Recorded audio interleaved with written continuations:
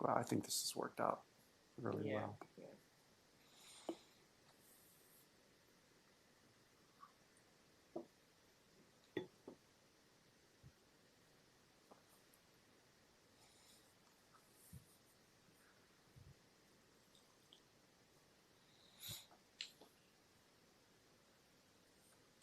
So how do you like it here so far? Like here in this room, No, here Dartmouth. in Dartmouth. Well, I'm mic'd, and I'm probably being recorded, so. So I love it. It's the most wonderful place in the whole world. No, even if I wasn't mic'd, I love it here. Love it. I'm coming up on 5 years here teaching, and yeah, it's terrific. I thought you were like a visiting. I was. That's what I was. I had a visiting title for a very long time. Yeah. I think you came from Germany. I came from ANSYS, so software engineering, software development.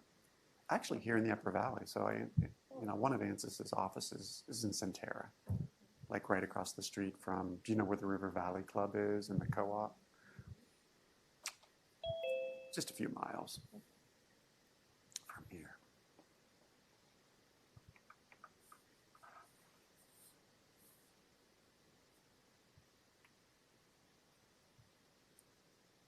Hi, Yowen. Hi, Zemo. Can you hear us all right? Yeah. Super.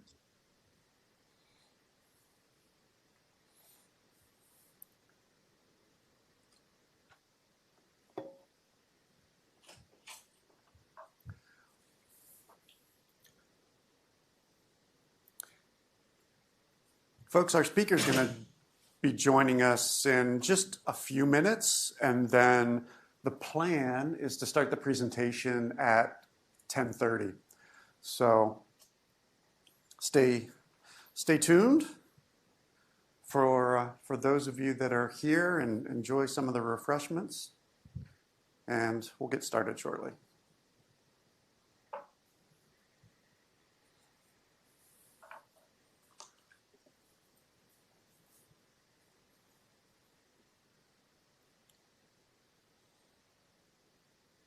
How long have you been working here? A year. Mm-hmm. A year. I moved here in September. September. Where did you move from? Connecticut. Connecticut. Yeah. What were you doing there?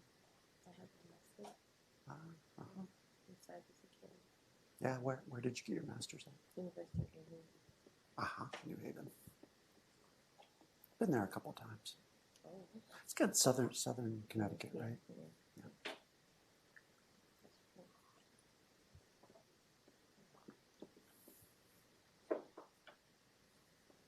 How are you enjoying your time here so far?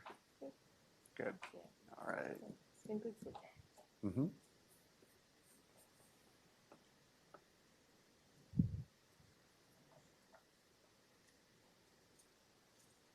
And a whole lot more to learn. What's that? Like a whole lot more to learn. Like there's always something new to learn every day. Yeah. That's good. Yeah, that makes the work interesting, right?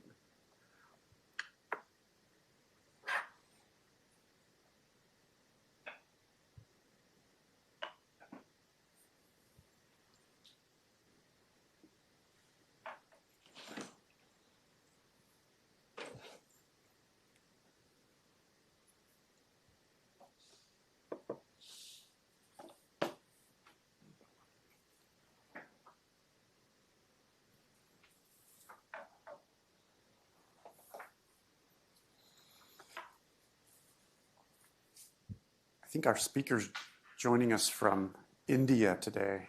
So, anybody know what time it is in India right now? 8 p.m.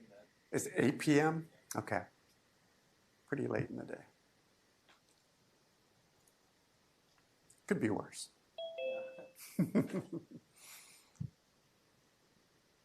Hi, Tisha.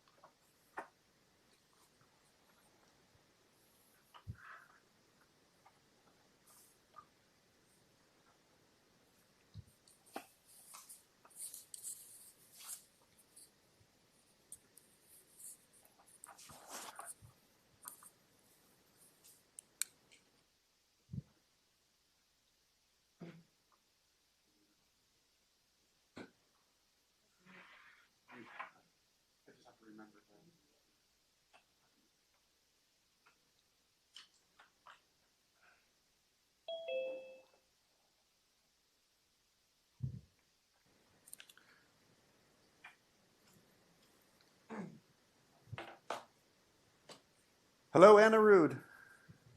Hello, Professor. How are you? I'm terrific. How are you doing?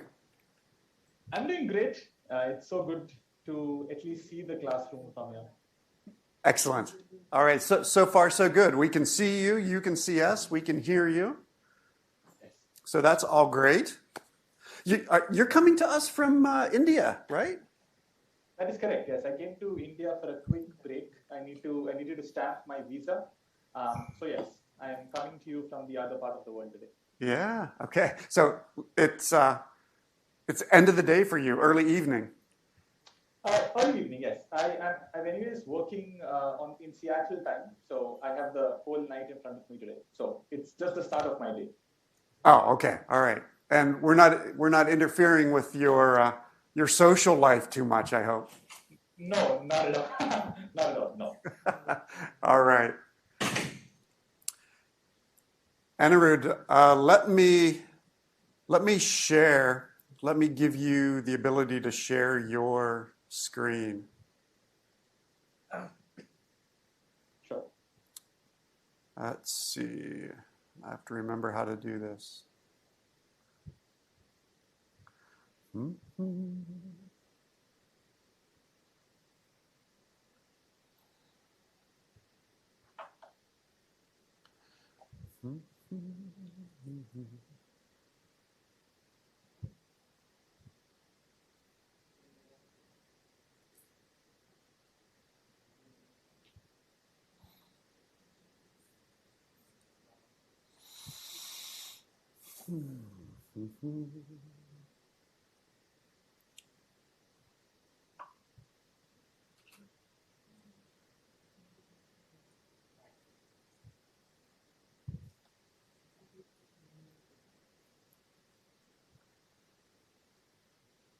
I'm working on it, Anirudh.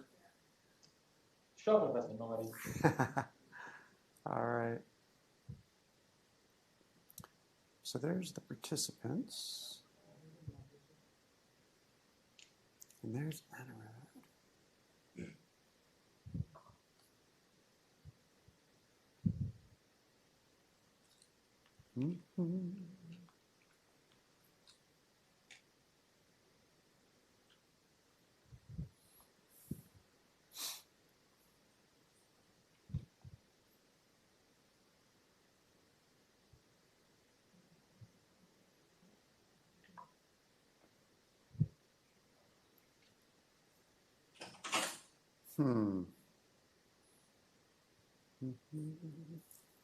It's paused. I love the meme you have on the screen. I'm a fan of memes. They crack me up.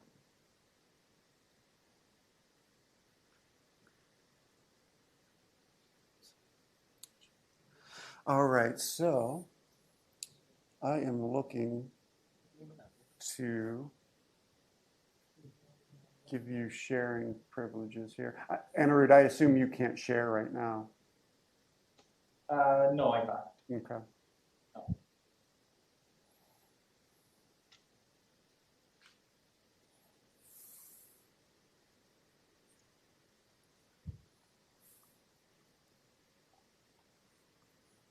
So I'm going to stop sharing my screen and then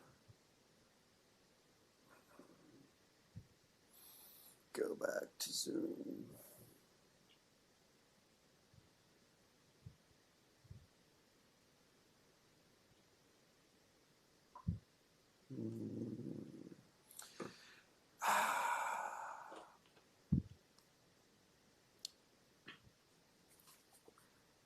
Good, I didn't lose people.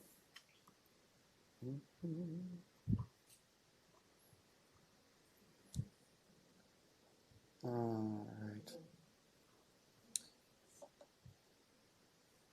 Can Can I ask someone else? Does somebody mind giving me another set of eyes here to help me out? Perhaps I need to figure out how to get, yeah. How did you share before? So I just share screen. And no, I can click that again, but yeah. Where's all the people and things? Chat, meetings, contacts. Is there another window open? Or Just do the Zoom. Just the one. just the one. How did I lose that? I feel like I don't have any of the controls now. You know? No, that didn't do anything. I have no idea. I hate how they set it. Contacts. This was.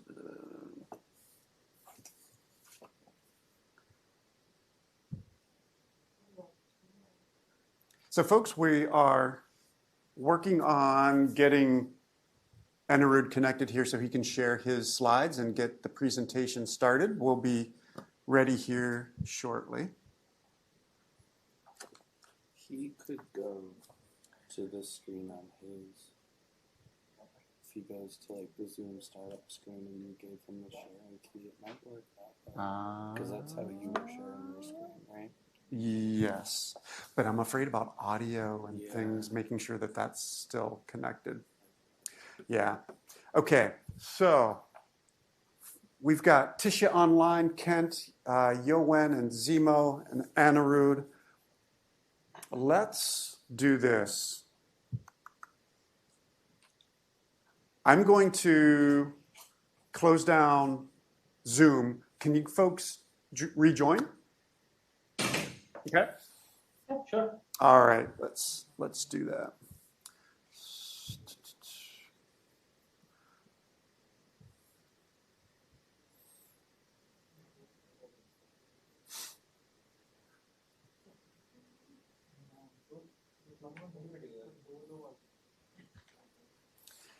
All right. Mm-hmm.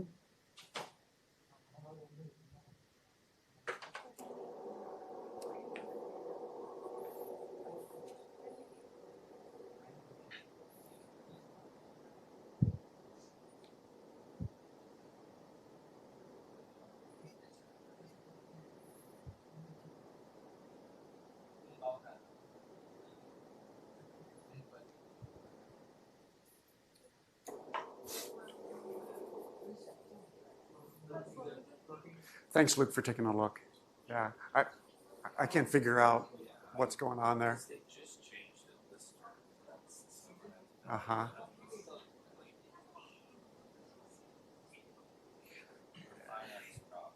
In progress. To share screen, or you could assign host to Anirudh.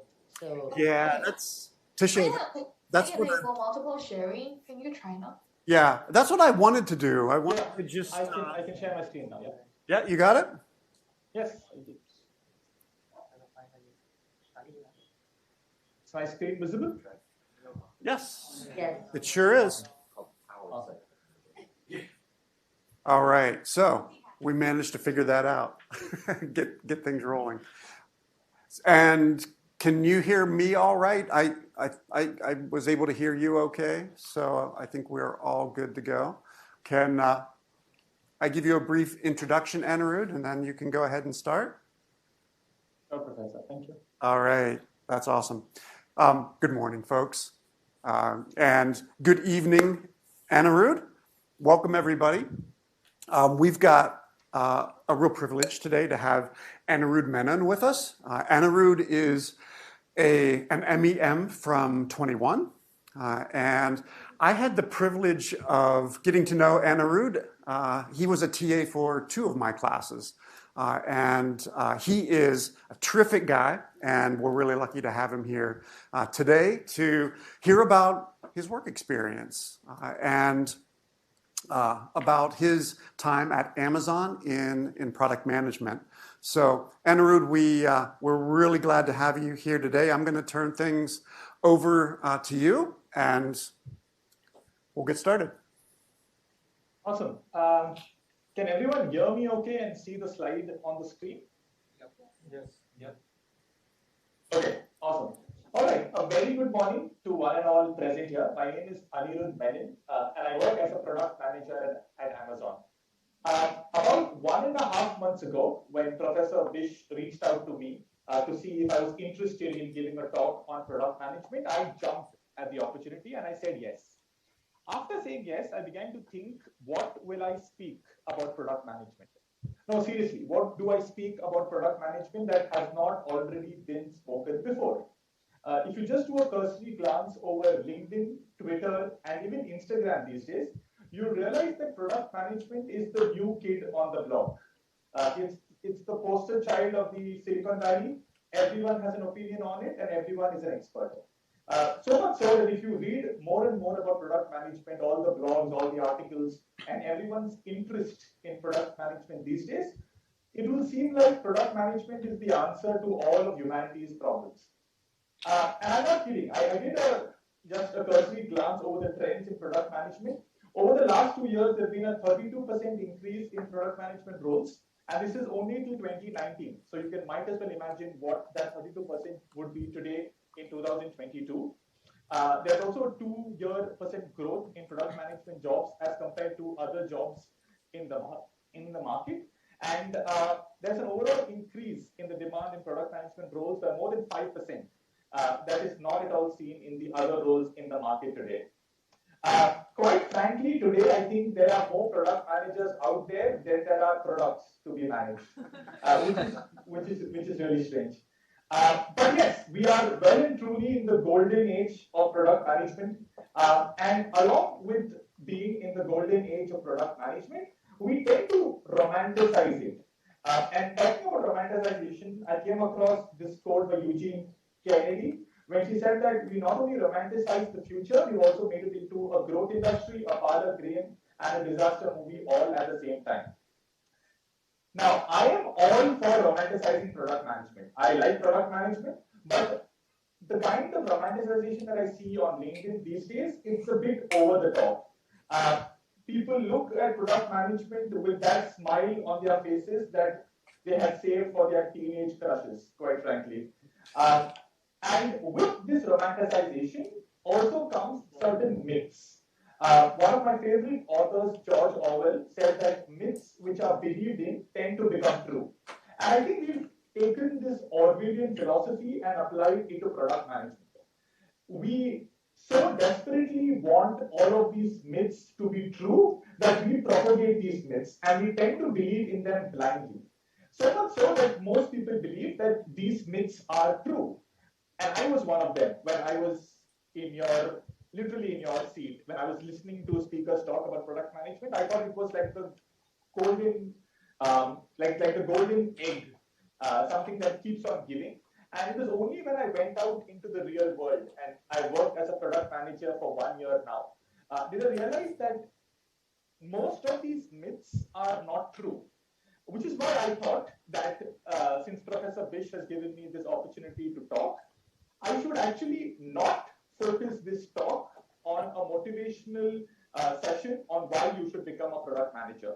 This talk will be an honest account, an honest personal account of what I went through in 1 year, and basically a rundown of 6 of the most prominent myths that I have come across and my journey towards realizing the truth within them.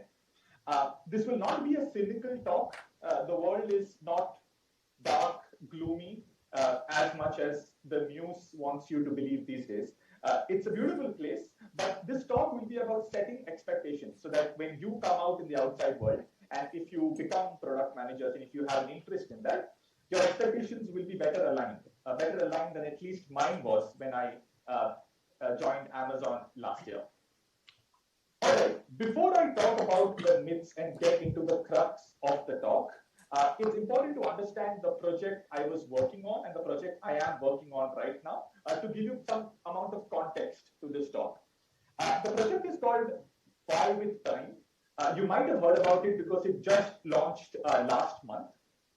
It's basically a new way to offer fast, free delivery and checkout experience that millions of shoppers trust on your own D2C site. Now, the D2C site can be Shopify, BigCommerce, Wix, and any of those million different sites out there.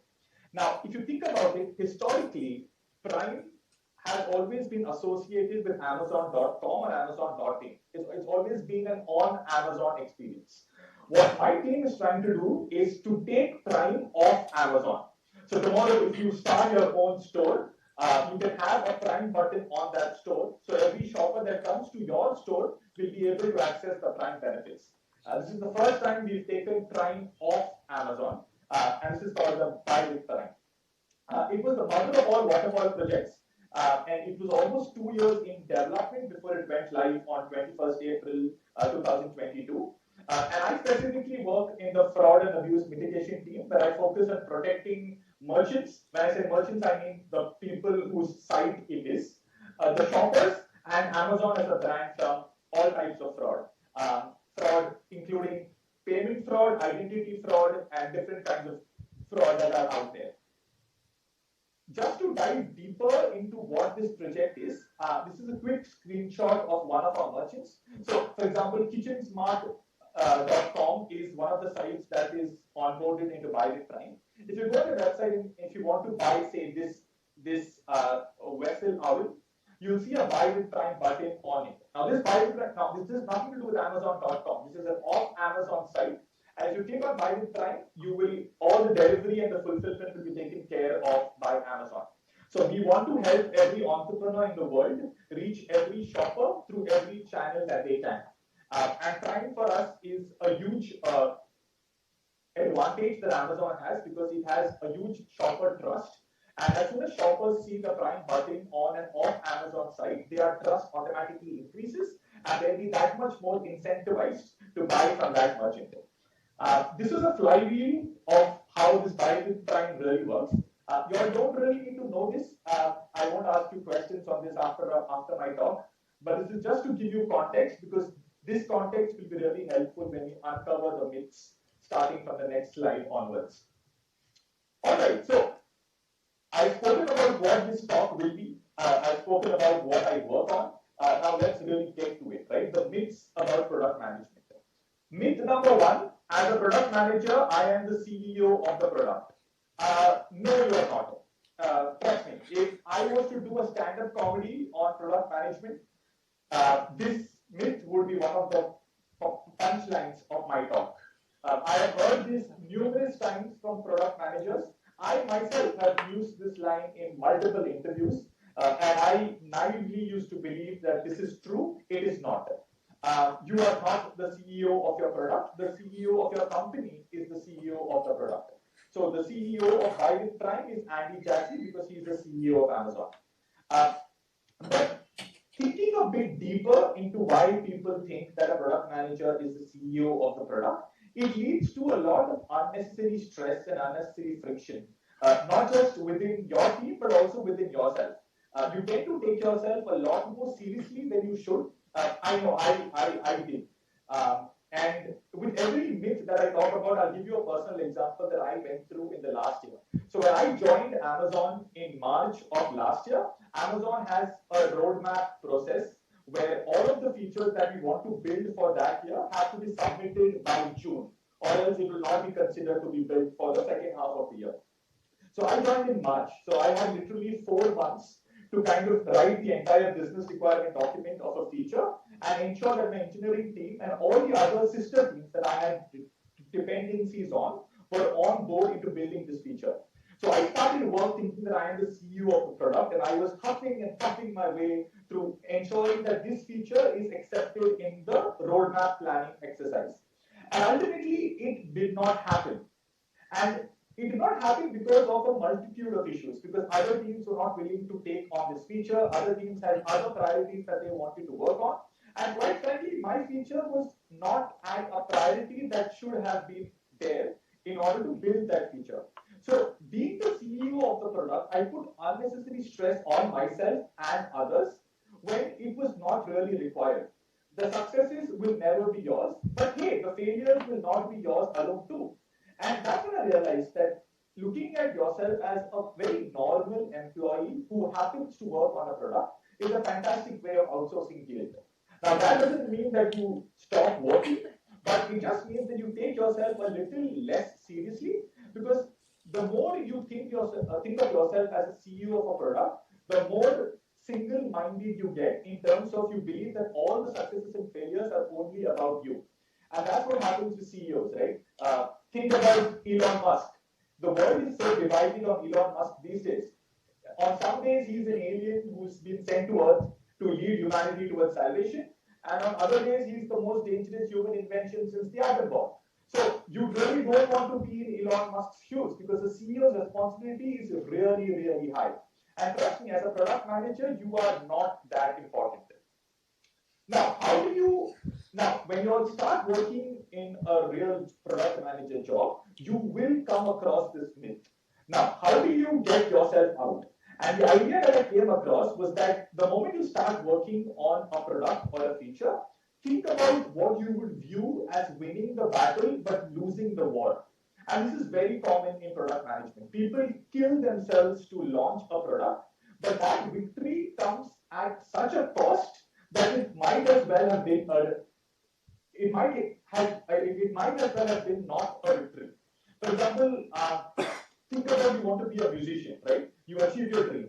You're traveling the world, but as you travel the world, you're depressed, you get addicted to drugs, and your children no longer recognize you. What's the point of that success? You've achieved your goal of being a musician, but that's come at such personal cost that that victory is no longer a victory. So, applying that same analogy to product management, think about what will happen if you don't achieve your goals, and also think about what will happen to your personal life if you go about achieving all your goals.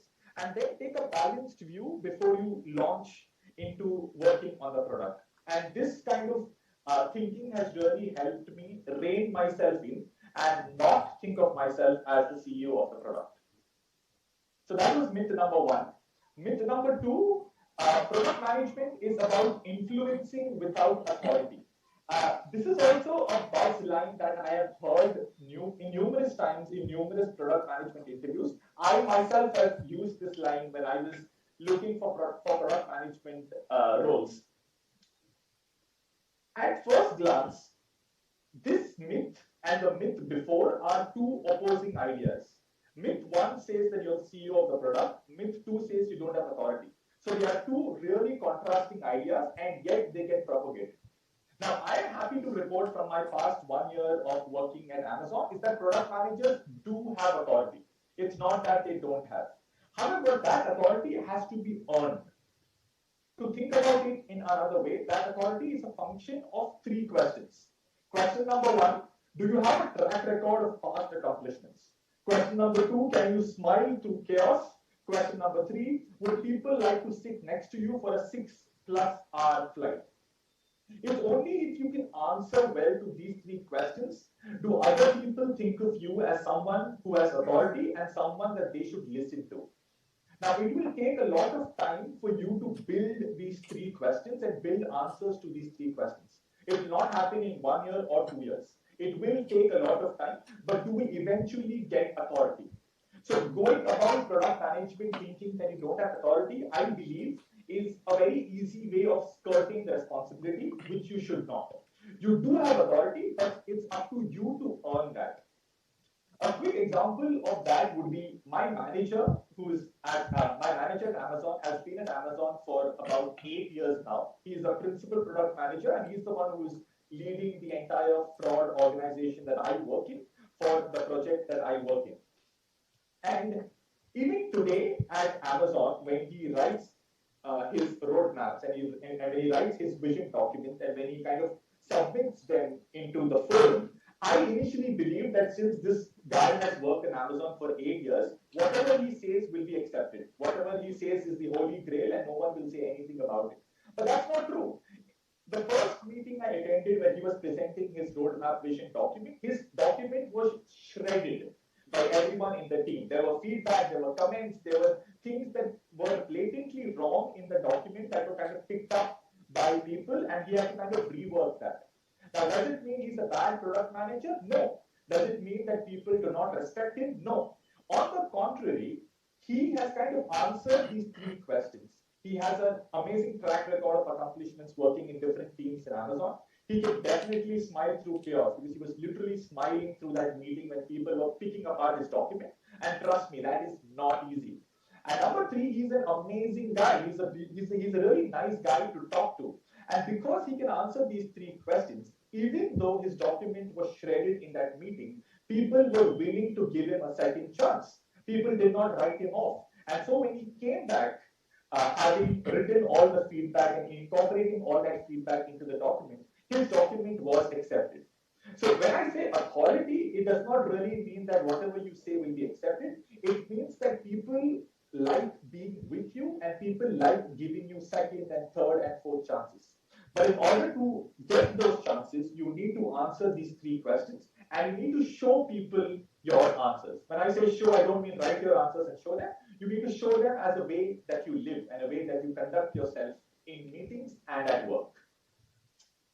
All right, that was myth number 2. Myth number 3, product management is easier in big companies since these companies have more resources, bigger budgets. If I was given $1 for every time I have heard this, I would actually be a millionaire right now, and my portfolio would not have been washed in the stock market crash that is going on right now. I have heard this so many times, and I really, really wish this was true, because if this was true, my life would be way more happier than it is now. But it is not. Product management is not at all easier in bigger companies just because they have more resources and bigger budgets. What a lot of y'all may not know, and what a lot of y'all will know when you'll join the workforce next year, or even when you'll go for your summer internships, or whatever is that you're doing, is that a lot of these companies work in a really siloed nature, and that will really surprise you. In many cases, the right hand does not know what the left hand is doing. And this is not a commentary on Amazon. I have friends in Microsoft, Salesforce, and all of the other big tech companies in US, and it's the same story everywhere. There is enormous width on offer. I agree. There is a great learning opportunity. There is Amazon as a company is doing multiple things at once, and even Microsoft and Tesla or any other company for that matter. But the narrow lanes and bylanes that connect two different departments or two different organizations are really tricky. They are really slippery. So just because product management has a lot of hands in different organizations and different departments, it becomes really difficult to kind of consolidate all of them into one solid group, which is why product management is very difficult in big companies. And I came across this tweet on Twitter, and I 100% agree with this.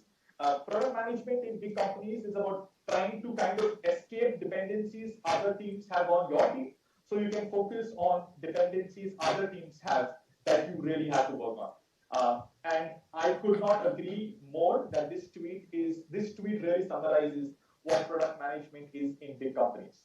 And the question is, how do you overcome this? We've agreed that product management in bigger companies is tough. How do you overcome this? And my vice president has a great motto that he's kind of pinned it on his wall in office, where he says, escalate often, escalate early. And when he talks about escalation, it's basically communication. Communicate early, communicate often. And if you want to fail, fail often, fail fast. What happens in big companies is that if you don't communicate well, and if you don't over communicate, I'm a huge fan of over communication, because I believe over communication is way less dangerous than under communication. So if you don't over communicate in big companies, it's very easy to get lost, and then 6 months down the line you realize that you kind of missed on a very big issue or a very big red signal that could have been prevented if you had just spoken up. So escalate often, escalate early is basically a buzzword for saying that if you want to fail, fail fast, fail quickly, and move on. And that is one of the key anchors that has kept me productive in Amazon, because it's so very easy to get lost. There are a million things going on at once, And if you are not able to kind of communicate and recollect that exact thing at that exact moment in that exact meeting, it's very easy to get lost in the weeds. So communication, and this is something that the MEM program has really taught me in terms of communication and getting across my point in a succinct, concise, and a very clear manner. And this has really helped me do product management in Amazon. And once you all start working as product managers, if you all want to, in big companies, this is something that I believe you all should live by. All right, that was myth 3. Moving on, myth 4, product managers do not need to be technical. All right, so before we go ahead, let's address the elephant in the room. Being technical and knowing how to code are two very different things. You can still be very technical yet not know how to code. And this is something that I myself was very confused by. I used to kind of conflate the two ideas. I used to think that coding or knowing how to code is knowing what the technology works. And I kind of spent countless times going for R and Python classes. And they did help me. I'm not saying they didn't. But it did kind of expand my technical understanding of how the software works. And that's a whole different game altogether. You cannot understand that just by knowing how to code. For product management, you might not need to know how to code. It really depends on the company and the role. But you will definitely need to know how the software works, how the APIs work, how does the engineering team get work done. And the reason why you need to know that is because that's where the fun lies. The devil lies in the technical details. The more you avoid it, the more you'll keep standing on the sidelines, unable to contribute much and unable to have fun. So you really need to jump in with both your feet and hope that you find your depth. It's like basically jumping out of a parachute and hoping you've jumping out of the airplane and hoping that you've packed a parachute to kind of stem the fall. The other thing about being technical is that you cannot just look at a Udemy course and become technical. Of course, there are plenty of books and podcasts and courses that you can learn and which you should learn, but you only get better at it if you really work on it. So make the engineers your best friend, buy them coffee, buy them donuts, and ask them to teach you. This is what I've been doing for the past 6 months, where I've asked my engineers to kind of teach me what they are doing. Not to kind of teach me how to code, but teach me how they think about a problem, how they think about an API, how they think about trade-offs in a 3 to 6 month long range, because that will really help your product management. At the end of the day, you cannot deny the fact that it is software that makes the world go round. And software is something that will change the world. So you need to align yourself with it. The more you run away from the fact, the more you're running away from reality. Now, if you don't want to know technical and you don't want to be in a technical job, that's perfectly fine. But if you want to be a product manager, you really have to embrace the technical details and the technical difficulty. And trust me, that is tough. There are days that I have gone through where I didn't understand a thing of what was happening. But then there are also some days where I understood it. It's basically like a sine wave. But if you ride it for long enough, you will understand the technical details that your engineering team is going through. In order to understand the way software works or the way your engineering team works, this 5-step process is something that really helped me at Amazon. Step number 1 is identify and establish. Now, at Amazon, we have a writing-heavy atmosphere. Everything has to be written down because the more you write, the more clearly you can think. And when I say writing, it's not about the essays or the SOPs or the LORs you've written. No, this writing is very concise, very sparse, and it really hits the points that have to be cleared in a meeting. So when an Amazon meeting, the first, if it's a 1-hour meeting, the first 30 minutes are people just reading a 6-pager, which basically explains why this meeting was conducted, what are the main steps in the meeting, and what are the next action points. And once we are done reading the 6-pager or the 2-pager or the 1-pager, only then does the meeting begin. So that writing has to be concise. It has to tell people what exactly is the problem you're trying to solve. And the more you write, the more you realize how difficult it is. It is very difficult to write clear, concise words and concise lines. And ironically, the best way to learn something is to write. So when I say identify and establish, if you want to pick up one topic, take that topic and write everything you know about that topic on a page. Or once you write everything you know about that topic, you'll also know the certain gaps in your thinking. You'll also know something that you don't know about that topic. Once done, step number 2 is research. Now, research can be vertical, research can be horizontal. Always start with horizontal research so that you know the different points that are there in that topic. And once you know the horizontal points, then you can go vertically into every point as and when you have time. For research, I basically use Google, Wikipedia, Reddit, Twitter, books, podcasts, and other sources. So first write everything, then do your research, horizontal and then vertical, and then engage your community. Twitter, I found Twitter and Reddit to be amazing communities where people talk about a topic in such detail, and just looking at the comments and the likes and the upvotes has given me a tremendous learning opportunity about software and about technology. Number 4 is teach. I think it was, I'm missing on the name, but someone said that the best way to learn something is to teach it to someone. So if you can teach it to your friend or if you can teach it to someone in your team, you learn twice. And lastly, it is reflect and review. So everything that you learn might not have to be learned on one day. You can kind of review it after, say, 1 month or 2 months. And like software updates, you can keep updating your knowledge.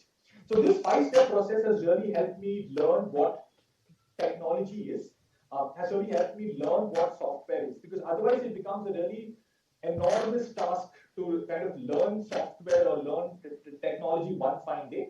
But breaking it into these 5 steps has really helped me, and I hope that it will help you too. All right, that was myth number 4. Myth number 5 is a product manager must do whatever the customer wants, or the product manager is the voice of the customer. This for me was one of the greatest truths that I went with in my head into Amazon. I felt that a product manager is kind of a representative of the customer. A product manager should do whatever the customer wants. All of the demands of the customer must be fulfilled by the product manager.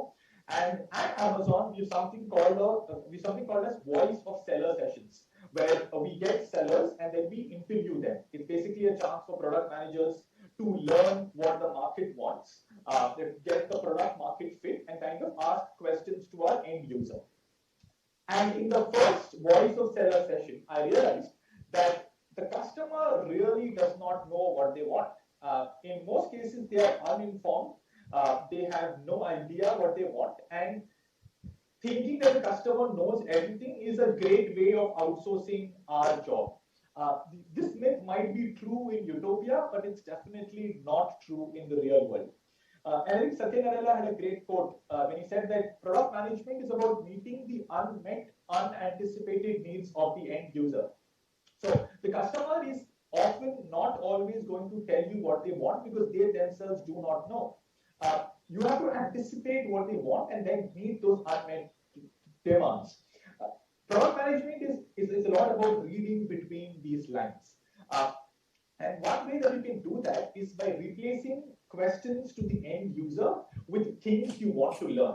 And this is something I've experienced at a very personal level. So in my first voice of seller session, I went with a list of 20 questions that I wanted to ask the end user. And I just spent 30 minutes going over those 20 questions one after the other. And I didn't learn much because it really seemed like an interview. It really seemed like I was putting the words into the end user and I was kind of filling in the blanks and kind of thinking about things that even the end user did not really want. Instead, the next time I went for a voice seller session, I just had 3 to 4 areas that I really wanted to learn about.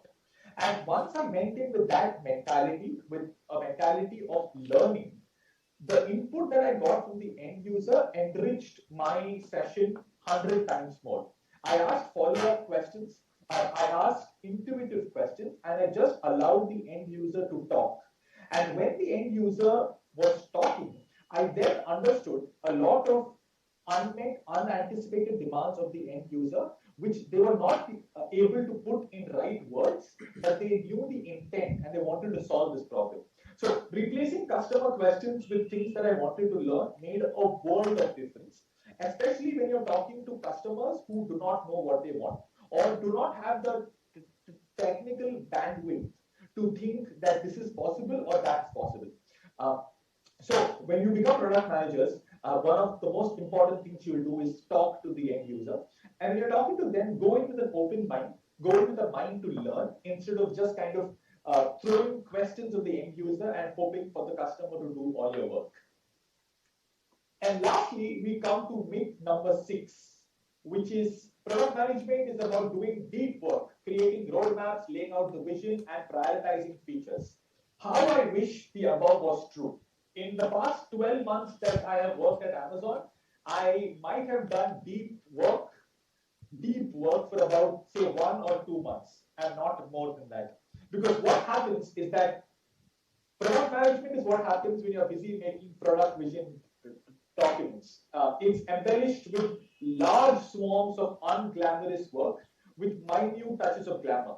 All that you see on LinkedIn is basically highlights of a product manager's work. They don't tell you the boring, unglamorous work that they do on a daily basis. It's similar to all those Instagram stories that you see and you think that someone else's life is perfect and they're living the perfect life. That's not really true. LinkedIn is similar to Instagram stories, but for product management. A product manager is prone to a lot more distraction than any other role because, as I said, we have hands in different organizations. And because of this, I came across this cartoon, which for me is the very essence of product management. This is what happens with me on a daily basis. All the work that I do is just solving minor issues and not being able to do deep work. The moment I sit on my desk, I get 4 new notifications that say, this UX screen is not working, or the legal team had an issue with your data requirements, or the QA team says that their test cases are not ready, or the development team says that this code is not working. All of these are really unglamorous work, but you still have to do that work. And it's only 10% of my work that I dedicate to making vision documents and prioritizing features and creating roadmaps. And the irony for me is that when I was in college, when I was attending product management workshops, I thought that this would be 90% of my work. It's only when I went into the real world that I realized that you cannot do this all of the time. And that's where the problem comes in, right? How do you get time, or how do you kind of block time to do deep work? How do you block time to do work that can elevate your team without getting lost in the weeds?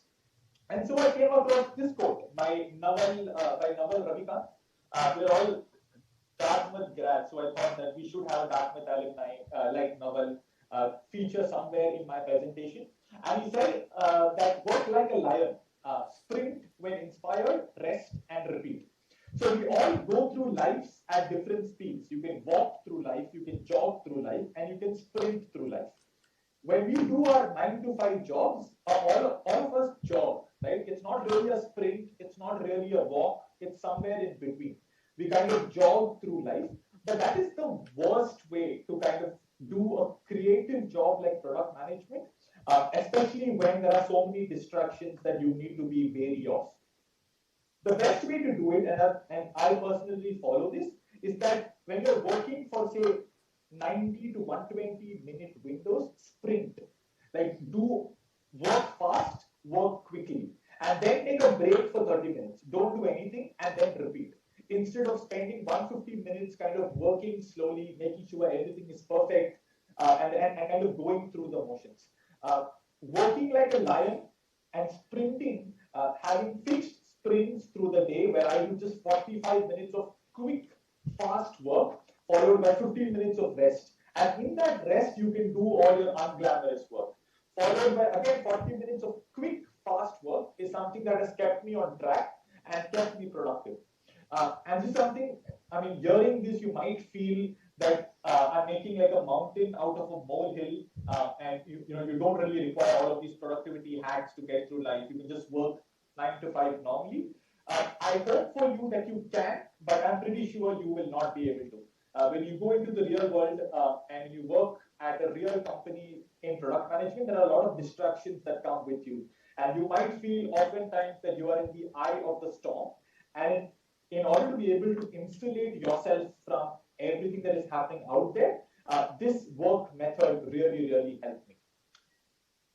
All right, so we've gone through the 6 myths. And at the end of these 6 myths, in the midst of all these myths and in the midst of all these romanticization, there is a very simple line, right? I want to become a product manager because, and that because will vary for everyone. It will be different. There is no fixed answer to this, and thank God there is no fixed answer to this. Because if there was, we would all be slaves. We would all have to work towards that answer. So the reason why I want to end my presentation on this line is because it is this line that will kind of anchor you and unlock you from all of those 6 myths that preceded this. The moment you come across those 6 myths, always think about the fact as to why you want to become a product manager. Me personally, I want to become a product manager because I like to solve problems. That is my because. The because might be very different for you, but it's very important for you to do the work. Your journey from the point where you are right now to the point where you find your because is something that will keep you relevant in today's times, will keep you away from all of these myths, and will make you the product manager that you really want to become.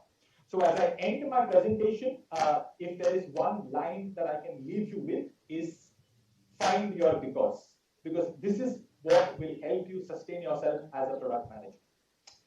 Thank you for your time. I am sorry if I bored you. I wanted to keep the presentation quick, fast, and succinct. And it was a great honor presenting the same to you. Thank you so much. Thank you, everyone.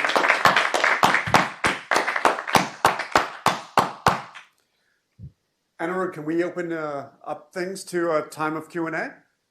Sure, we can, yes. Awesome. Questions?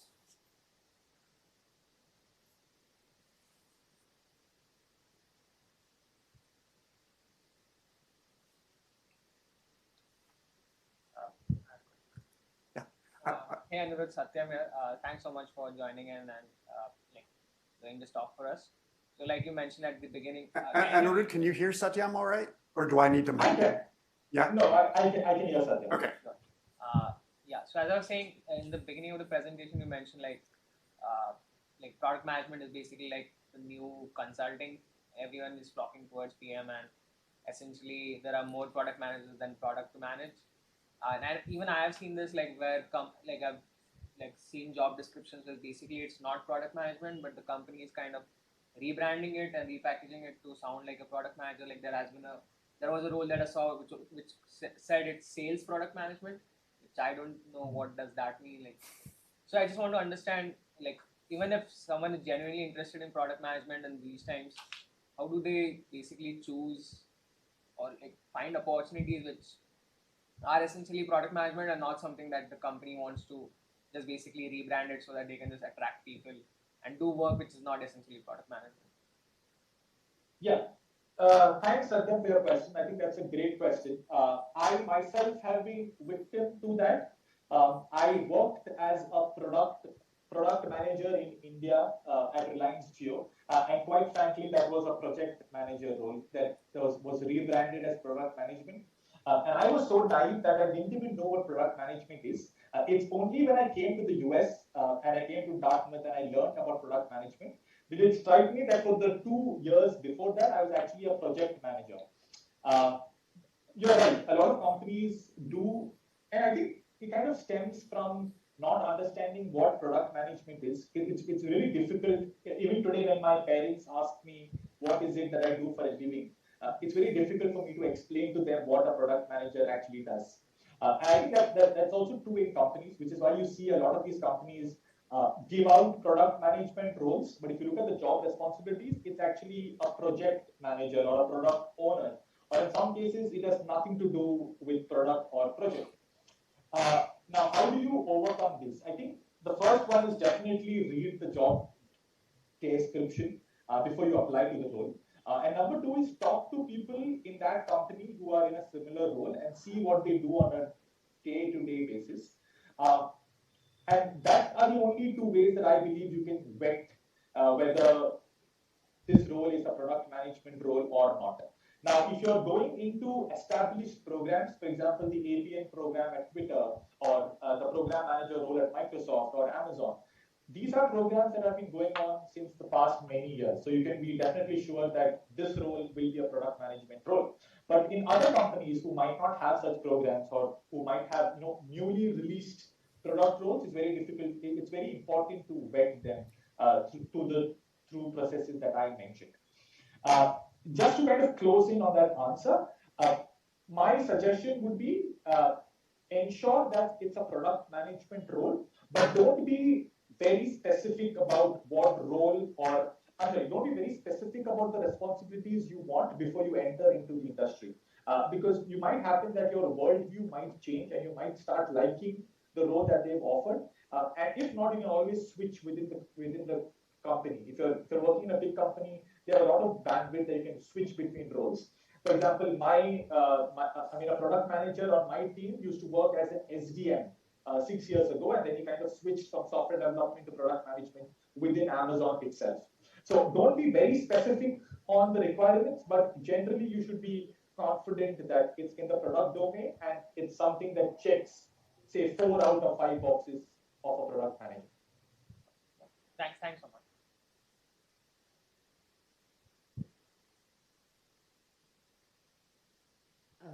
Can I ask a question? Go ahead, Tisha. Sure. Yeah. Thank you, Anirudh, for the presentation. I think this is one of the best presentations I've had because all the myths you talked about are the presentations I've attended previously about product management. So that was really please don't go and tell them I disclosed. Thank you. We were getting the benefits of being an MEM in the MEM cohort. The question I wanted to ask was regarding the job descriptions. Like now, just adding on to the question that Satyam asked, how true are the job descriptions that you read up on websites and on LinkedIn? Because I feel like it's very standard a lot of times. So gauging whether or not it would be a good fit while applying becomes very difficult. Yeah. So how should we take that into consideration while applying for jobs and product roles? Yeah. Oh, thank you for your question. I think this same question was something that me and my batchmates also used to discuss very vociferously when we were applying for internships. Or I should say we were getting rejected from internships or rejected from full-time jobs. I think if you look at the overall picture, I personally believe that more than 70 to 80% jobs that are there on LinkedIn actually show accurate job responsibilities, which means that once you get that job, they will expect you to kind of work on those responsibilities that are there. So overall, I wouldn't say that those companies are doing anything that should not be done or doing anything, or they're kind of painting a false picture. I would like to believe that those job responsibilities are true. But to kind of answer your question with the answer I gave Satyam, the understanding of product management might vary from your perspective and from the perspective of the recruiter and from the perspective of someone who's written those job requirements. So they might think that working on, say, resources or project constraints is a part of product management, whereas it is not. It's a part of project management. But it might be included in the responsibilities because they believe that it's a part of product management. Also, product management varies from company to company. In Microsoft, there are something called as program managers, which is very similar to product managers in Amazon. But they have two different names and two different roles. So just because product management, no one has really defined exactly what product management is. It becomes slightly tricky to kind of understand what these companies are doing. Now, this entire work is redundant if you're applying to, say, as I mentioned, companies who have standard product management programs like Amazon or Twitter or Microsoft, because they know what product management is, and even if they don't, you still have to kind of work on the responsibilities they've set. But it's been working product management in say startups, or for example, I did my internship at Philips Healthcare, and I was one of the first product managers that they had. I was one of the first interns, and the internship program began with me. So if you look at the job responsibility, it was not really what a product manager does. It was similar to a product owner slash project owner. But I still went and I took that because I wanted an internship and I didn't get anything else. But so today, if Philips were to find an intern role for product management, they'll be better aligned to it because they know the work that I did and they know now better what product management is. So you also have to give companies time to align themselves with the burst of product management on the scene. And I think in time they will align themselves and the responsibilities will read better. Thank you so much. Sure. Thank you. This is Siddharth. I absolutely loved the puns in your presentation. Thanks a lot for that. I just wanted to ask one question that, as you mentioned about authority, having some track record. So when we as interns start now, and we see some problems in the processes or something that we could optimize better, how do we convince people in terms of not having enough data, or establishing that sort of authority? Because what I believe, most of us would be working with engineers who are like 2 or 3 years experience. So sort of tackling that issue, I would like to know more about it. How do you think, and how would you approach that? Sure. You were a bit less volume when you started. Is your name Siddharth? Did I get it right? Siddharth, yeah, almost correct. Okay, awesome, Siddharth. Okay, thanks, Siddharth, for your question. I think that's a pretty relevant question because an internship is only for 3 months, and it's really difficult to make an actual impact within 3 months, because why would they listen to someone who's there only for 3 months and then will leave their company? At the same time, because Dartmouth has a compulsory internship program, and because you need to kind of present your work, and the work has to be impactful because you kind of present it for your 390, it becomes like a double-edged sword. You really want to work, at the same time you're kind of taught by the company, and then the company is looking at you with suspicious eyes because you're the new guy on the block, and they're not sure if they should trust you or not. And that is something I think all interns go through. I think it's a fascinating process. But to answer your question in terms of how do you convince your engineers if you come across a problem, I think the first thing that you can do is get data or get at least a strong supporting argument. Because if you have a strong supporting argument, or if you've written a document that is well thought of and answers all of the follow-up questions that they will have, they have no option but to listen to you. I think a lot of conflicts happen when people enter meetings without preparation and without really having thought through the follow-up questions.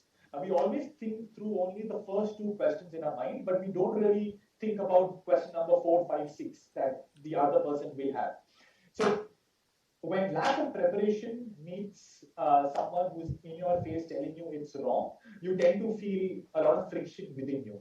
And that's what I've seen with a lot of interns, myself included. The first intern meeting I went into was not at all with preparation, and I felt very mad at the end of the meeting because I thought no one is really listening to me. But the fault was mine because I had not prepared myself. So I would say that if you want to go into a meeting and if you're making something that will be a change to the normal process, or if you're going to kind of hamper the status quo, please go for it, but at the same time be prepared. Now that preparation could either be in terms of data, or could either be in terms of something you've done in your past from which you can kind of get similarities from. So if you're working on a machine learning model, for example, and you worked on a machine learning model in the past, or you've done some project, or you've done like a like a second internship, you could tell them that this is what I did in my past internship. It helped us there, and this is why I believe it will also help us here. And these are my reasons: 1, 2, 3. So that authority that you will get is number one, your previous track record of accomplishment, as I said, which is basically your past preparation. And number 2 and number 3 is basically just being a nice person that engineers would like to talk to. There's this great meme going around that's saying that product managers and engineers are not the best of friends. It's true, because product managers think of themselves as being greater than engineers, and engineers obviously think of themselves as being greater than product managers. So there's an inherent conflict in the responsibilities. But if you're a nice person to talk to, and if you can actually listen to what they have to say, and if you can not argue but persuade them to look at the problem through your eyes, I think 90% of the battle will be solved. But something that I would like to point out: it's very difficult to do this in just 3 months, which is your internship. It's easy to do this when you have, say, 1.5 years to 2 years or a long horizon, but it's difficult to do this in 3 months. So align your expectations and go in with that accordingly for your internship. Thanks a lot.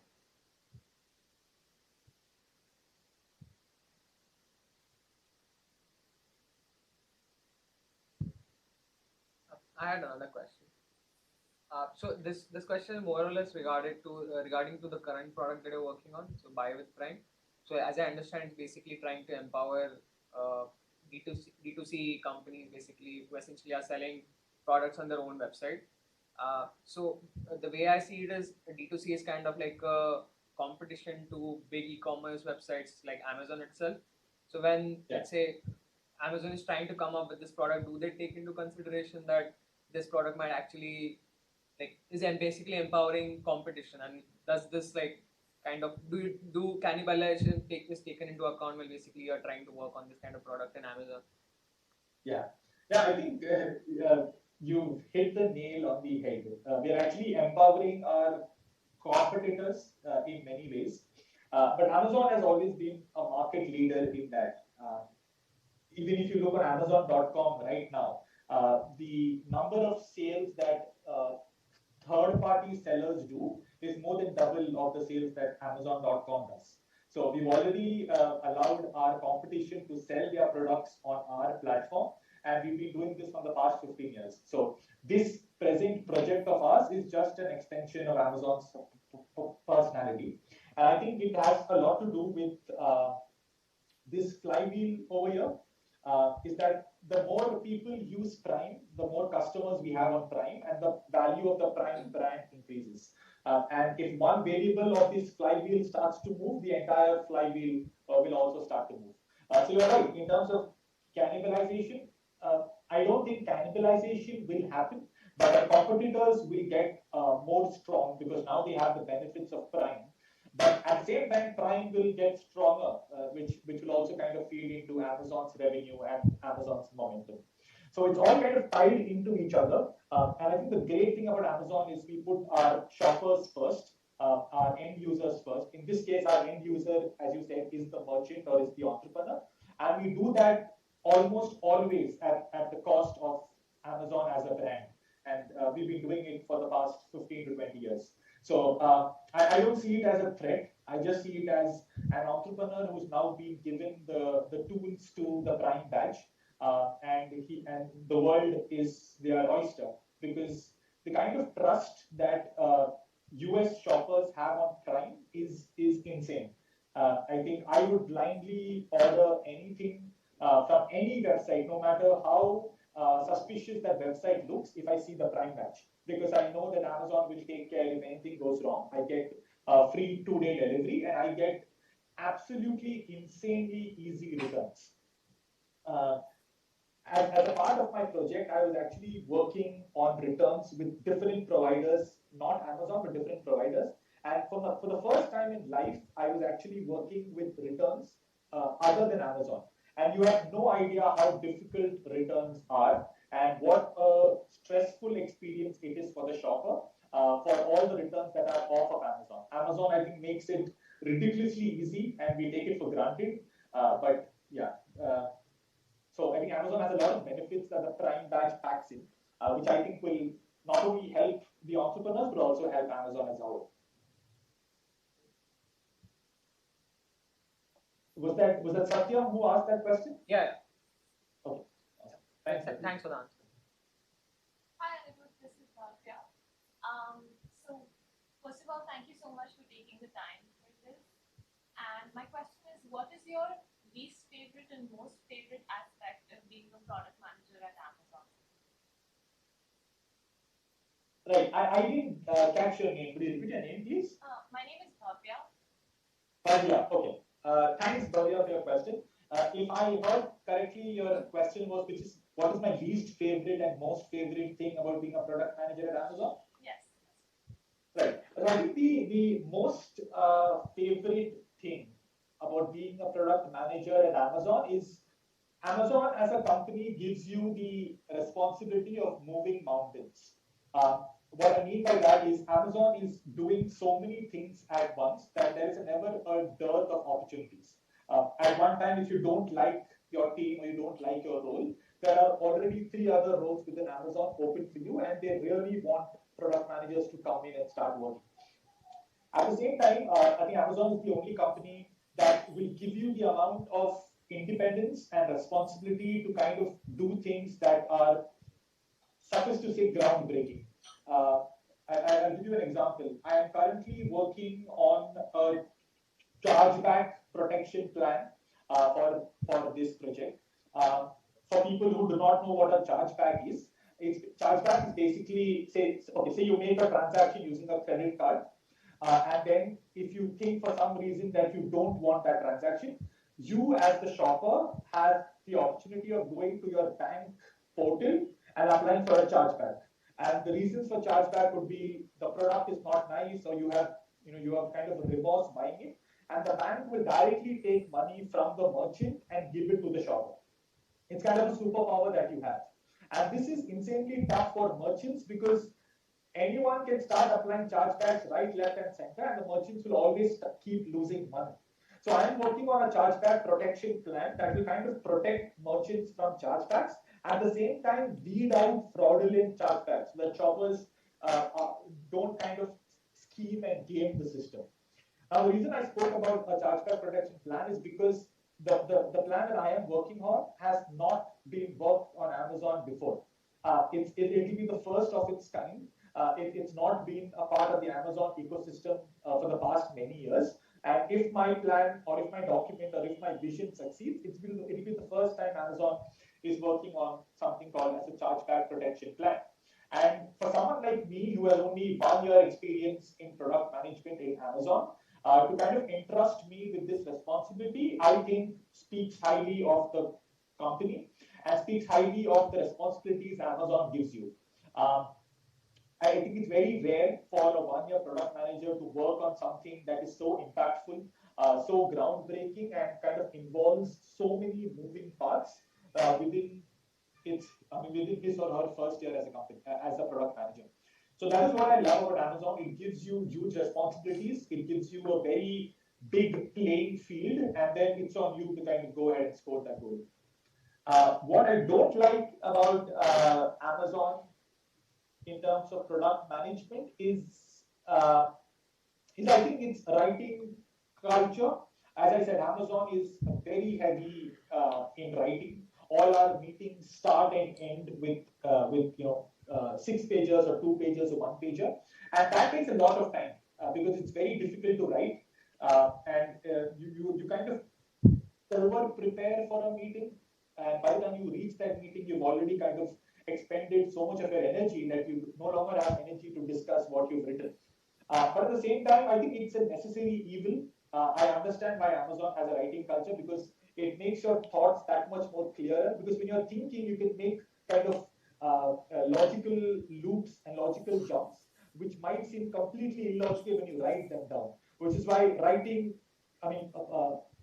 people who can write well are people who can think well.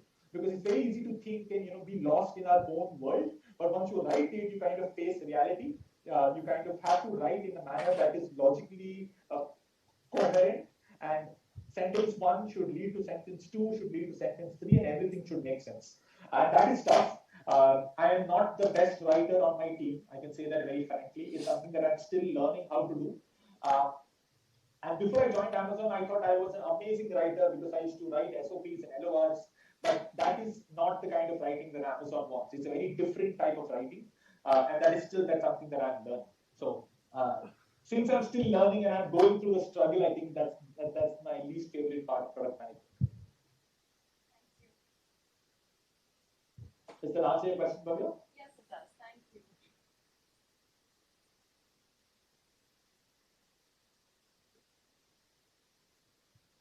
We have time for another question or two, if people have them.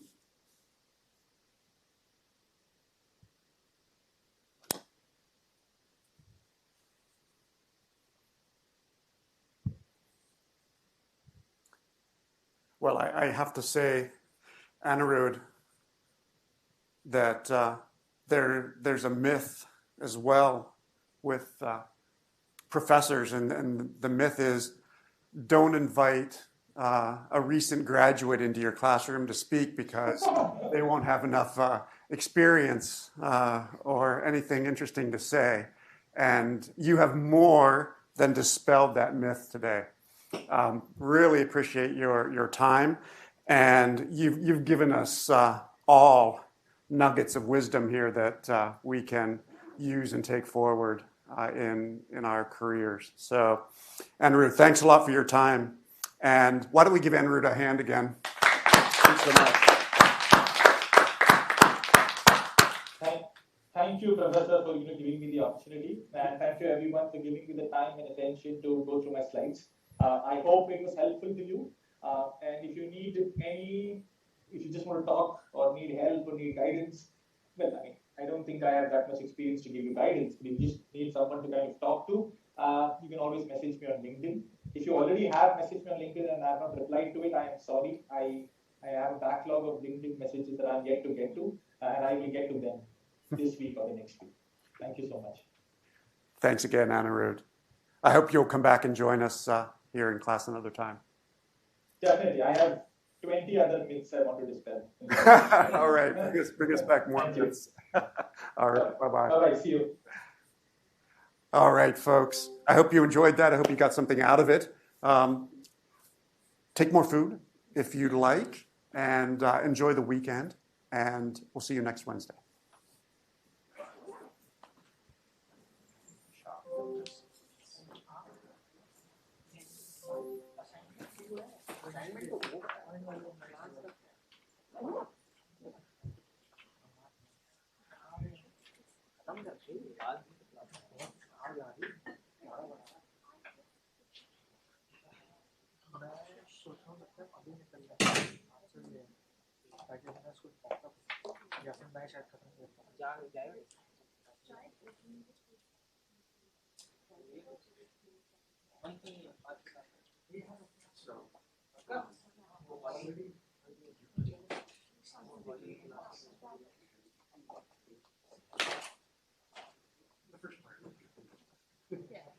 Bagel.